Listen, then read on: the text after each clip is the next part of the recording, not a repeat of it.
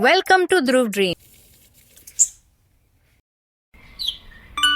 குட்டி சீப்ரா மற்றும் குட்டி சீதாவின் நட்பு. ஒரு அழகிய காட்டில் ஜூசு மற்றும் சாசா என்ற வித்தியாசமான நண்பர்கள் வாழ்ந்தனர்.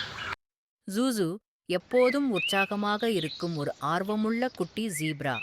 சாசா அழகான புத்திசாலியான சிறிய சிறுத்தை, எப்போதும் தனது மூளையை பயன்படுத்தி செயல்படும். இருவரும் நல்ல நண்பர்கள். காட்டில் தினமும் ஓடி விளையாடிக்கொண்டே மகிழ்ச்சியாக இருப்பார்கள். ஒரு நாள் அவர்கள் விளையாடிக்கொண்டே தெரியாமல் கொடிய மிருகங்கள் இருக்கும் காட்டின் எல்லைக்குள்ளாக நுழைந்துவிட்டனர்.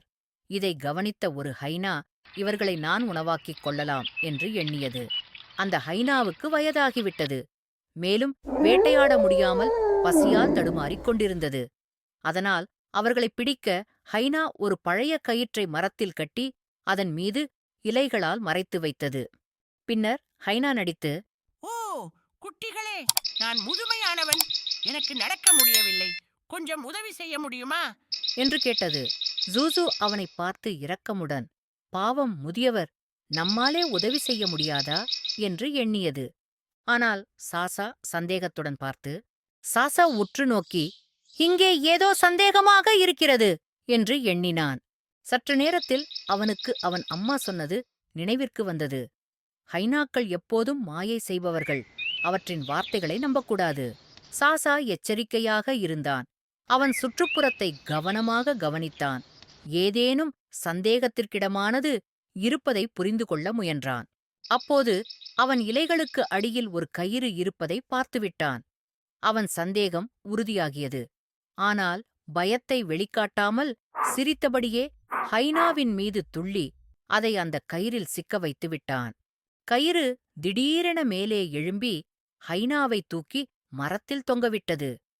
ஜூசுவிற்கும் சாசாவிற்கும் எதுவும் ஆகவில்லை. மாறாக ஹைனா தன் திட்டத்திலேயே சிக்கி அப்படியே மரத்தில் தொங்கிக் கொண்டிருந்தான். ஆ என்ன நடந்தது? நான் நல்லா மாட்டிக்கொண்டேன் என்று ஹைனா கத்தினான். சாசா மற்றும் ஜூசு, ஐயோ வயதான ஹைனாவே, உன்னுடைய வார்த்தைகள் உன்னையே சிக்க வைத்து விட்டது என்று சொல்லி சிரித்தபடியே ஓடினர். வீட்டிற்கு செல்லும் முன் சசா ஜூசுவை பார்த்து, இனிமேல் நமக்கு தெரியாதவர்களிடம் பேசும்போது மிகவும் கவனமாக இருக்க வேண்டும் என்று சொல்லிவிட்டு வீட்டிற்குத் திரும்பினர்.